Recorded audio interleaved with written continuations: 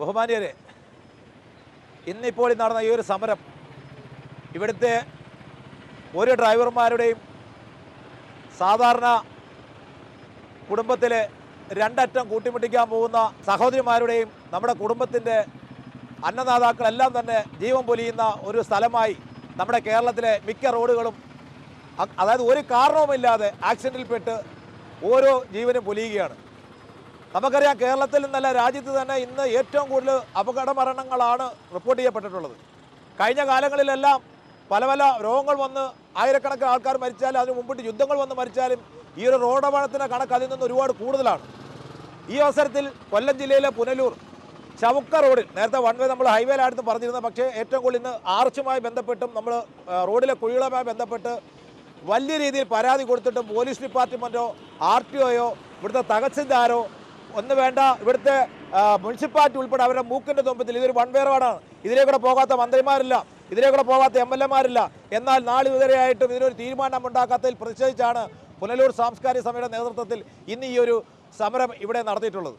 ഇപ്പോൾ ഈ ഒരു വേഷത്തിൽ തന്നെ ഇരുന്ന് ഈ സംസാരിക്കുന്നതിൻ്റെ കാരണം നമുക്കറിയാം, കുഴി മൂടുന്നതിനും എല്ലാത്തിനും എല്ലാ രീതിക്കും കോൺട്രാക്ടർമാർക്ക് ഫണ്ട് കൊടുത്തിട്ടും ഈ ഫണ്ടുകളെല്ലാം കൂട്ടുകച്ചവടത്തിലൂടെ മുക്കി അഴിമതി കാണിക്കുന്ന പരമന്മാരുള്ള നമ്മുടെ നാട്ടിൽ എല്ലാവരുമില്ല ചിലർ ഇതൊരു കൈത്തൊഴിലാക്കി മാറ്റിയിരിക്കുകയാണെന്ന്.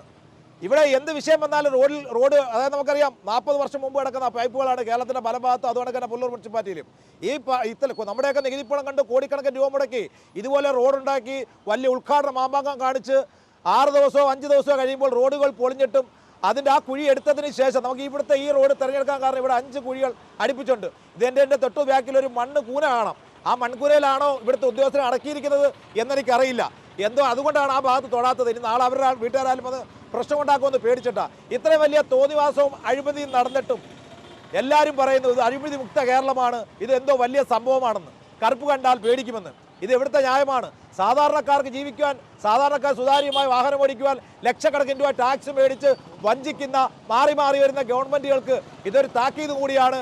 ഇവിടെ കേരളത്തിലെ ജനങ്ങൾ ഒന്നടങ്കം, കേരളത്തിലെ ജനങ്ങൾ ചെറുപ്പക്കാർ ഫേസ്ബുക്ക്, യൂട്യൂബ്, ഇൻസ്റ്റാഗ്രാം തുടങ്ങിയ സമയങ്ങളിൽ നിങ്ങൾ 3-4 പേര് ചേർന്നെങ്കിലും നിങ്ങളുടെ നാട്ടിന് വേണ്ടി ഇതിനൊക്കെയുള്ള സമരങ്ങൾ ഏറ്റെടുത്താൽ ഈ പറയുന്ന രാഷ്ട്രീയക്കാരല്ല, ഈ പറയുന്ന മന്ത്രിമാരല്ല, ഈ പറയുന്ന വാർത്താളം അടിച്ച് വലിയ വൈറലാവാൻ വേണ്ടി സംസാരിക്കുന്നവരല്ല, പൊതുജനങ്ങൾക്ക് വേണ്ട കാര്യങ്ങൾ ചെയ്തു കൊടുക്കുവാൻ നമ്മുടെയൊക്കെ നികുതി പണം മേടിക്കുന്നുണ്ട് എങ്കിൽ അവരതിന് ഉത്തരവാദികളാണ് എന്നാണ് ഈ സമരം സൂചിപ്പിക്കുന്നത്. ഇതൊരു സൂചനാ സമരം മാത്രമാണ്. ഈ സൂചനാ സമരം വരും ദിവസങ്ങളിൽ ഘടിപ്പിക്കാൻ തന്നെയാണ് തീരുമാനം. അറസ്റ്റ് വരിച്ചും അല്ലെ ജയിലിൽ കിടക്കാനും ജനങ്ങളുടെ ജീവൻ പൊലിയാതിരിക്കാൻ എന്തിനും പുനലൂർ സാംസ്കാരിക മെമ്പേഴ്സ് റെഡിയാണ് എന്നുകൂടി ഈ ഒരു അവസരം സൂചിപ്പിക്കുകയാണ്. ഈ പട്ടണത്തിലെ ഇതുപോലെയുള്ള അപകട കുഴികൾ, ഈ റോഡിലുള്ള കുഴികൾ, ഇതടയ്ക്കാൻ ഒരു 10-15 ചട്ടി മെറ്റലും ടാറും മാത്രം മതി. അതിന് വളരെ പരിമിതമായ ഒരു തുക മാത്രം മതി.